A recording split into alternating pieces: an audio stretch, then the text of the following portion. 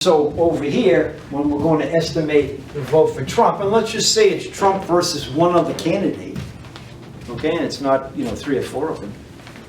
And so we go to a state, and we don't have time, we don't have money to survey everybody coming out of the polls. And so we have time and money to survey, let's say 100. I like 100 because why? The reason why I like 100 in the example is because it's always the square root of the sample size. And what's the square root of 100? 10. 10's a nice number.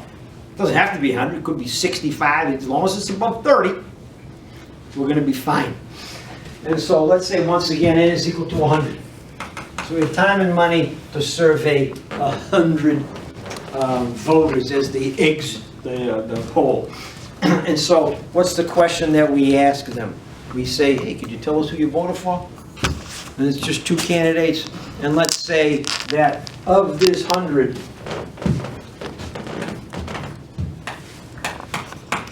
52 voted for Trump. Okay, so X is the successes, meaning who's the success? Those that vote for Trump. All right, so you have this information. And what do we say? 1 minus alpha is going to be 95, is that what we said? 95% confidence, I think we said, right? Mm-hmm. Okay, so let's see if that's enough information to get us the estimate. Okay, so what happens here is you go to the table, the handout, and instead of the first 2 pages, which are related to mu, okay, it's the second 2 pages which are related to pi. And what's pi stand for?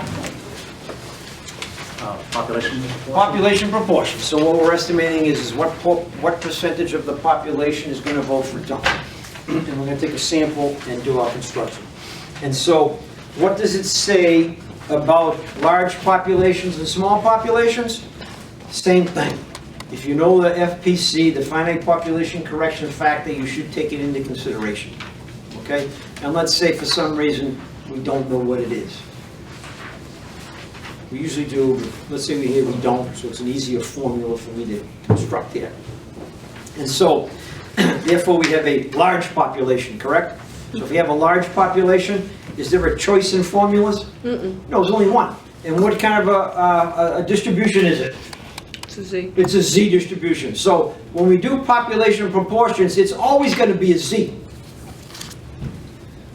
So you don't have to worry about T's. Always going to be a Z. And if it's always a Z, and we're using 95% confidence, what do you think Z is going to be? 1.96. 1.96. All right, so what do? Let's put up the formula up on the board, and let's see if we have all the information to construct our confidence interval. So it says probability P sub S. What's P sub S stand for? Sample proportion. Sample proportion. What is P sub S here? 52 over 100. 52 over 100. Everybody see that? It's the proportion of the sample that's a success, meaning a proportion of the sample that voted for Trump. So it's 52 over 100. And what's 52 over 100? 0.52. 0.52. So that's P sub S, but I got to write this out first. So we have P sub S minus Z alpha over 2. And then it's the square root of P sub S times 1 minus P sub S over little n, less than or equal to pi, less than or equal to P sub S plus Z alpha over 2. P sub S times 1 minus P sub S over n is equal to 1 minus alpha. Okay, so that's the formula there. And so all we have to do now is, what do you have to know in order to use this formula? You have to know P sub S. Do we know P sub S? Mm-hmm. We have to know Z. Do we know Z? Mm-hmm. We have to know little n. Do we know the sample size? Mm-hmm. We're all done. We just have to plug the numbers in and we come up with our answer. probability P sub S. What's P sub S? It's 0.52 minus Z sub alpha over 2. Now, the reason why I put this little subscript in here is for next week, when we do hypothesis testing. So it's just to get you familiar with what this means. After I do this, I'll tell you a little bit about what it means. But so what's Z? 1.96. 1.96. And then it's P sub S is 0.52 times 1 minus 0.52 over N. What's N? 100? Less than or equal to pi? Less than or equal to 0.52 plus 1.96 square root of 0.52 times 1 minus 0.52 over 100 is equal to 0.95. And so what do we have here? Probability 0.52 minus, here we go, 0.52. What am I going to do when you leave today? What am I gonna do this time? Hopefully someone else has a calculator. I have one, but I'm not going to go to it. 0.52 times 0.48 divided by 100. Is Take the square root, multiply by 1.96. 0.0979. 0.098. 0979.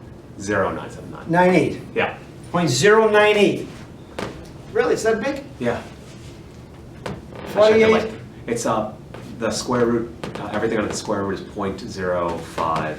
And This it's, is 0.05 yeah. times 1.96? Okay, I believe it. Looks pretty big, but that's okay. Less than or equal to pi.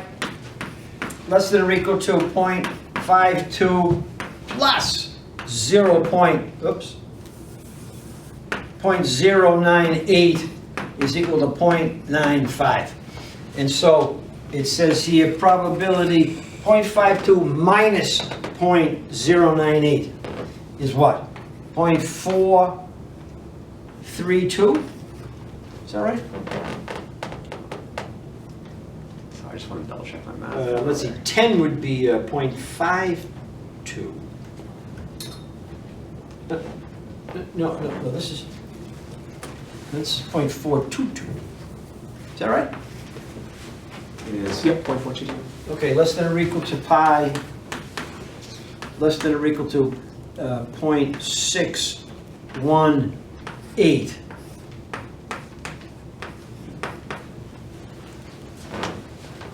And so, what does this say? There's our estimate right here. It says what? That we are 95% confident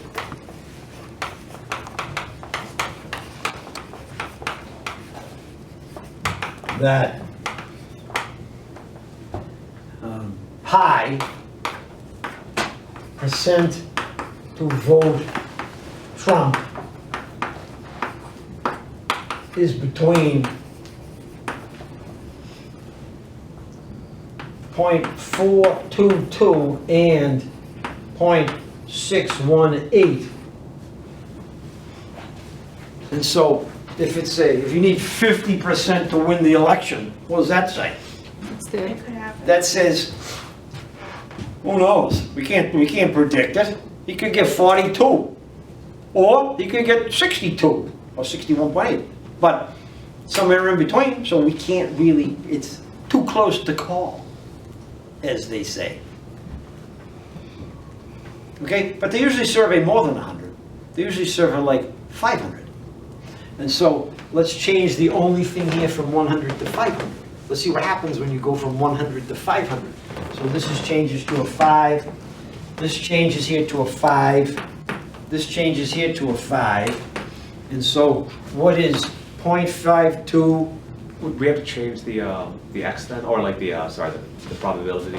Oh no, I'll just say it's still be 50. What's 52 times 500? What do we multiply it by 5 here? Yeah. So this would be, what's 52% of 500? Let's just say it went up exactly the same proportion. So it's 260. 260, so 260 over 500 is 0.52? Yep. Yep, okay, so let's leave it that way. So the only thing we're really changing is the sample size. Okay, so it's, what's 0.52 times 0.48 divided by 500, take the square root and multiply by 1.96.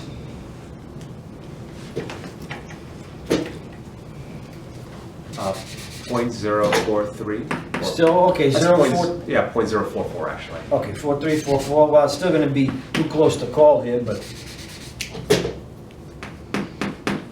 And so if you subtract 4, you get 48.6 or 47.6. And over here you get 56.4.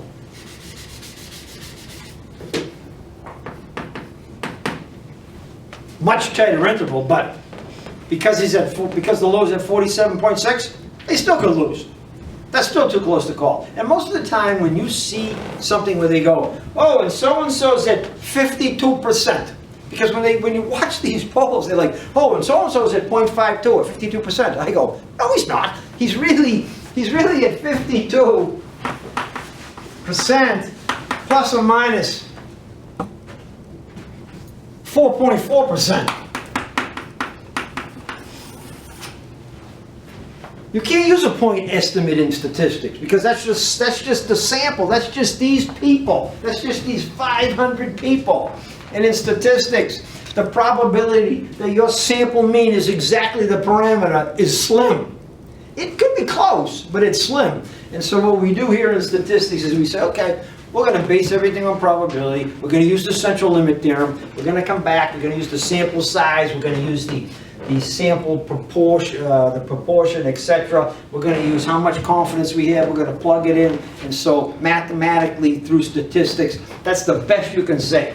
It's not 52% and he's ahead or she's ahead. No, it's 52 plus or minus 4.4. It's really 47.6 to 56.4. And if you take the other person wouldn't be 52, the other person would be 48. And so what would it be? It'd be 48 minus the same numbers. So it'd be, what's 48? 48 minus 4.4 is 43.6 to 48 plus 4.4 to 52.4. And because they overlap at 50, you can't predict anybody. Too close to call. So be cognizant of that as you go forward. Anytime you see a newspaper article, way at the bottom, it will say, like, you know, in small print, plus or minus, 4.2% or something like that. And so when you go see this, bring that up to whatever they said the percentage was. Add it, subtract it, and that is the true estimate. That's what they should be saying to you, but they don't want to say that because people go, well, I don't know, tell me what it is. You should know what it is. Well, no, you can't know what it is because you're only surveying some of the population. And anytime you survey only some of the population, what do? You open yourself up to error. And so that's where we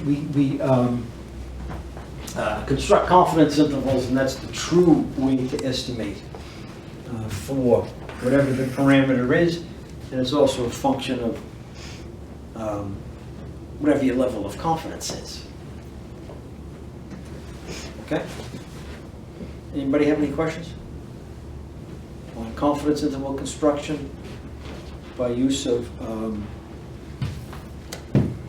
well, for estimating pi, which is the population parameter, population proportion that's going to do something? So, just to understand, N is the sample size and X will be the amount of people that voted for Donald Trump? Yeah, now, yes, because X, in stat one, X was always the number of successes. And so in this case, what's a success? Well, you gotta vote for that guy to be a success. And so basically what the formula says here is that you have to know P sub S. And so the way I presented the data to you here was I said, okay, we got a sample size of 500 and 260 voted for the guy. Versus I could have said, you took a sample and P sub S was equal to 0.52. Okay, so instead of you having to calculate this, it was already given to you, so you plug it in here, you plug it there, you plug it there, you know the sample size, you get Z, and you can be off and running on your formula. But if I don't give you P sub S, then that means you probably have to calculate it. Right?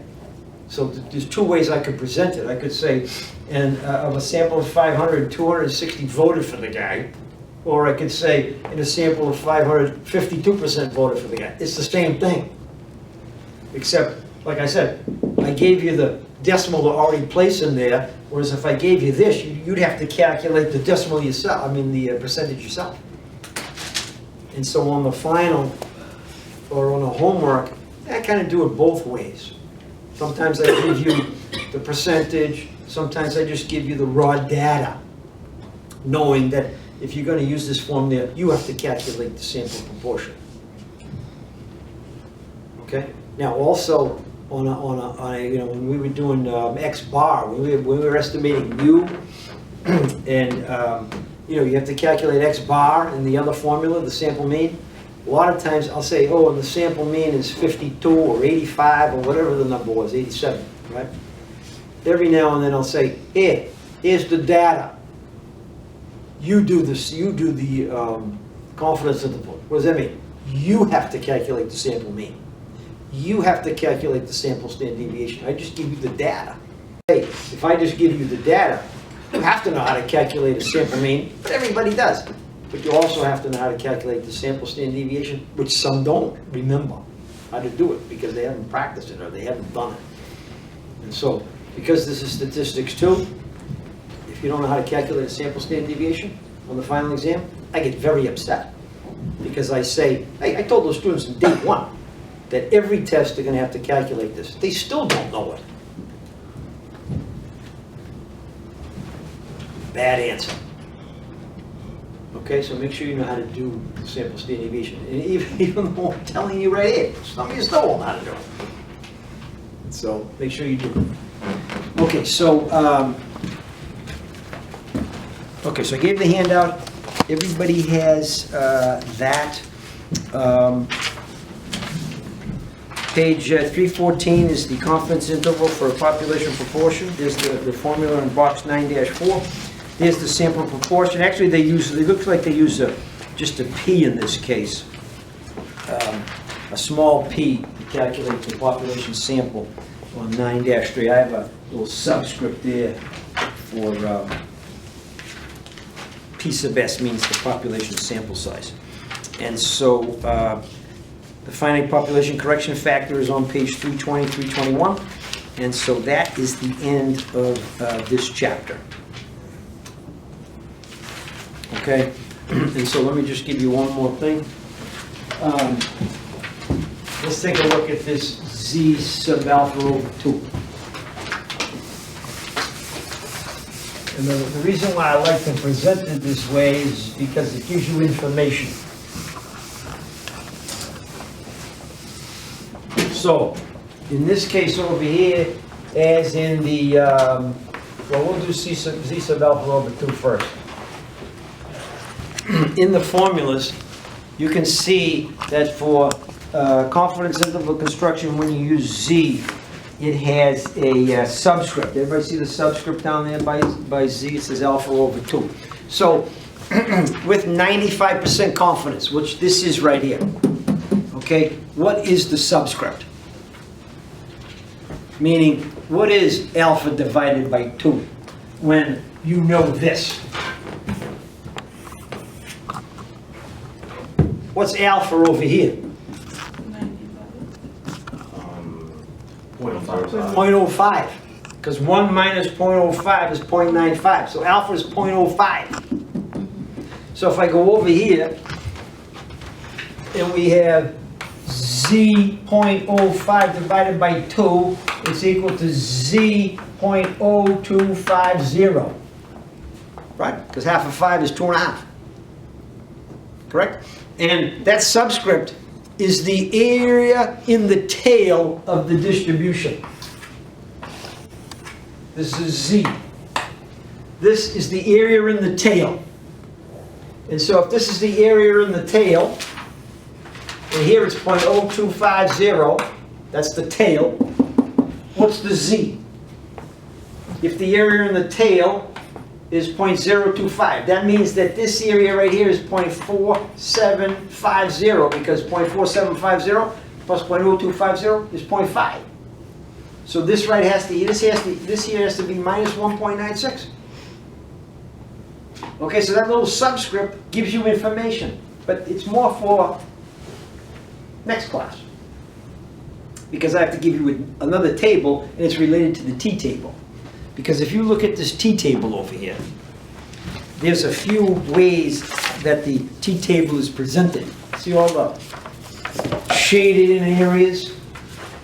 All I'm saying is that with this little subscript, it's going to tell you where you go in that T-table by that subscript over there. Because if you look at T sub alpha over 2, n minus 1, okay, that's also in the formula. See that formula that I handed out on the handout?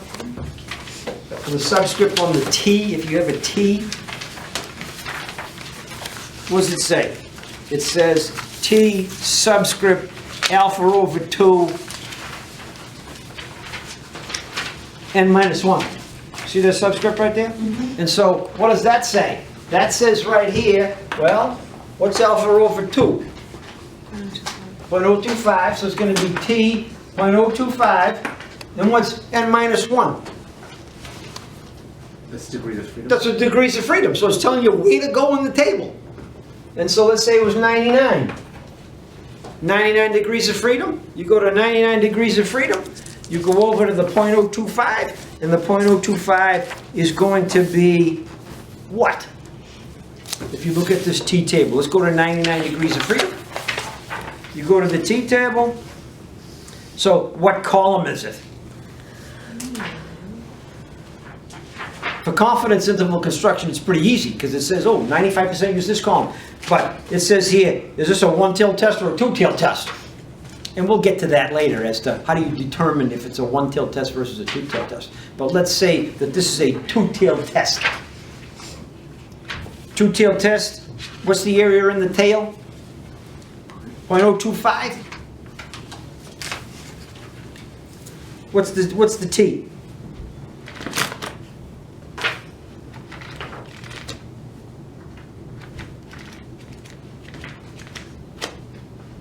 Everybody see 99 degrees of freedom? Okay, this is a two-tailed test. What's the area in the tail?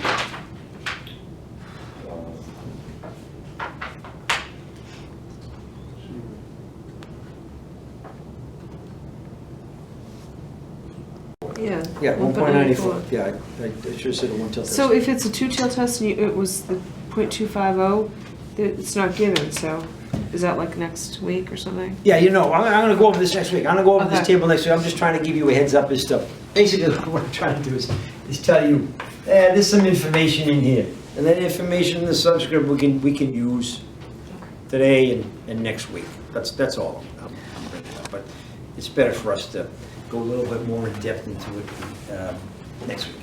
So the n minus 1 will Well, the next indicate lecture. degrees of freedom. What's that? Yes, n minus 1 is degrees of freedom. Okay. As it says right here. Yep.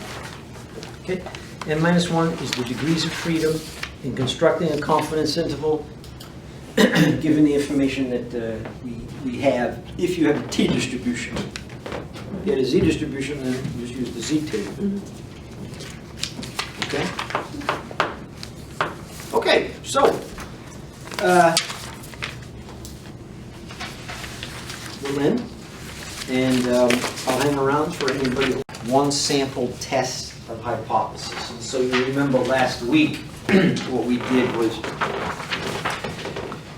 we were told to estimate the mean amount of time spent on something, or the mean amount of distance traveled, or the mean amount of expenses incurred.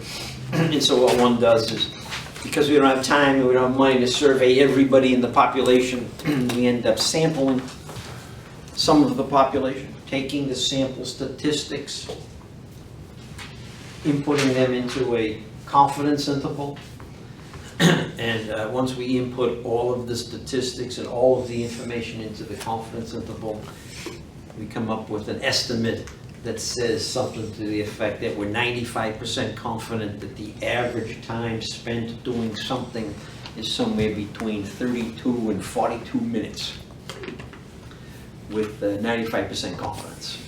And so we understand how the formula is constructed. It's constructed by way of the central limit theorem, probability, etc. So what we do today is we do something somewhat similar. You're going to see a lot of the same numbers. You're not going to see a big formula, but you're going to see pieces of that formula in what we call a hypothesis test. And so today what we're going to do is we're going to test whether or not I'm going to get some shot. So what we do here today is to state a hypothesis, something to the effect that the mean is equal to 32 minutes. And then what we're going to do is we're going to test whether or not that's true or false. And so for hypothesis testing, the answer is going to be either yes or no.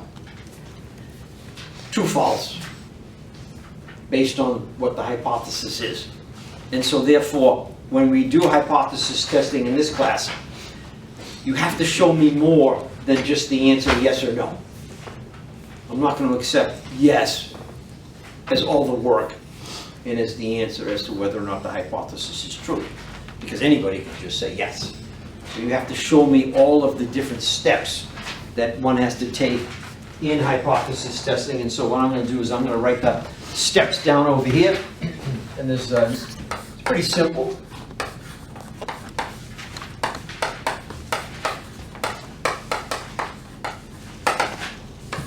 And the first step in the hypothesis test is to state the null hypothesis and state the alternate hypothesis.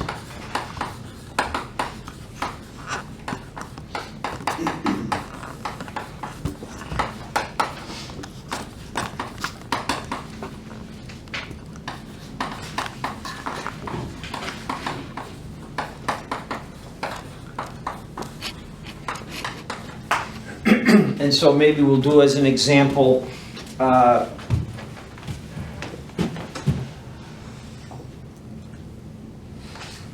it takes 20 minutes to feel better after taking this pill. So we're going to test whether or not that's true or false. Actually, I'm going to change it just a little bit. I'm going to say it takes within 20 minutes to feel better. Okay, so after tonight's class, you'll be able to test whether this is true or false by way of hypothesis testing. And so going back over to here, the first step in the hypothesis test is to state the null hypothesis and state the alternate. And we'll go back over here in a minute to try to write down what we think we're testing over here. The second thing is to select a level of significance.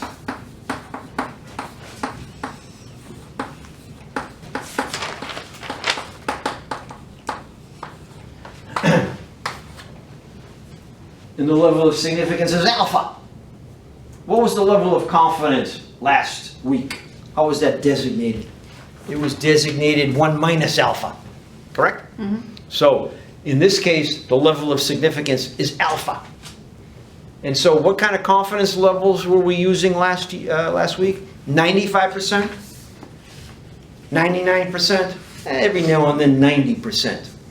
And so when we do hypothesis testing, we tend to use alpha. So we would be using 0.01, 0.05, 0.10. The 0.01 would relate to the 99% confidence, the 0.05 would relate to the 95% confidence, and then the 0.10 would relate to the 90% confidence. So we tend to use 0.01, 0.05, 0.10. Most of the time I use 0.05. 5% level of significance, okay? So those are the three types that we will use. The third step is to take a sample.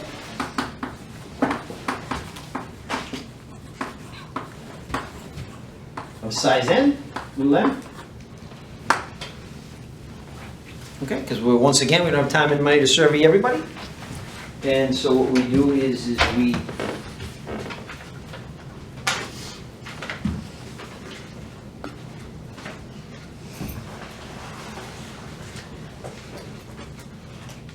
select the sample and, okay,